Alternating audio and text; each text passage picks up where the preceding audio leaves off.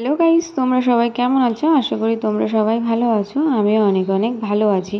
তো গাইস, আমার বার্থডে ছিল 17ই জুন। আমরা 18ই জুনে বেরিয়েছিলাম কিছু ক্ষুধার্ত মানুষের মুখে খাবার তুলে দেওয়ার জন্য। গন্তব্যস্থল হলো হাবড়া স্টেশন। তো আমরা হাবড়া স্টেশন যাওয়ার জন্য বেরিয়ে পড়ে তো আমরা বাণীপুর চলে এসি। বাণীপুর পার করে আমরা হাবড়া স্টেশন চলে এসি। তোমরা কি ভাবছো বাচ্চার বিরিয়ানি? হ্যাঁ, আমরা বাচ্চার বিরিয়ানি। তো বাচ্চার বিরিয়ানি দেখতেই পাচ্ছ কত লাইন ঠেলে ঠেলে অনেকেই নিচ্ছিল। তো আমরা যদিও অনেক লাস্ট এসেছিলাম, তো আমাদের অনেক লাস্টে দেবে বলছিল, দাঁড়াতে বললো। তো আমাদের হাতে অত টাইম ছিল না বলেই আমরা তার পাশের দোকানে চলে এসেছি। পাশের দোকান থেকেই আমরা পার্সেলগুলো রেডি করার জন্য বলেছিলাম। তো আমাদের পার্সেলগুলো রেডি হচ্ছিল। রেডি হওয়ার পর আমরা একদম পার্সেলগুলো পুরো কমপ্লিট করেই দেখতেই পাচ্ছ আমরা বেরিয়ে পড়েছি। সব একা হাতেই নিজেই করেছি। আর তার সাথে আমার বর ছিল, আমার ভাইও ছিল।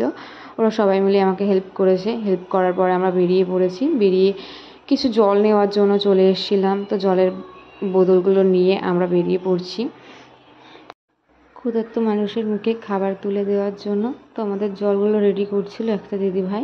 উনি অনেক স্লো, অনেক আস্তে আস্তে রেডি করছিল। তো যাই হোক, তারপরে আমরা বেরিয়ে পড়েছি।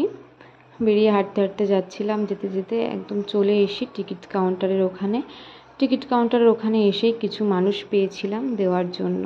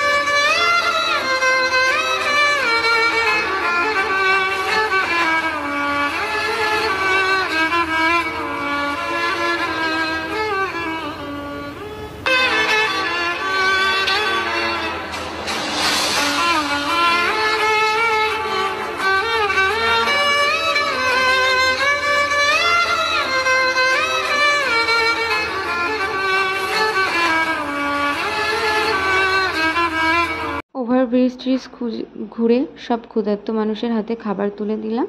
দিয়ে আমরা সোজা বেরিয়ে পড়েছিলাম বাচ্চার বিরিয়ানির দোকানের সামনে।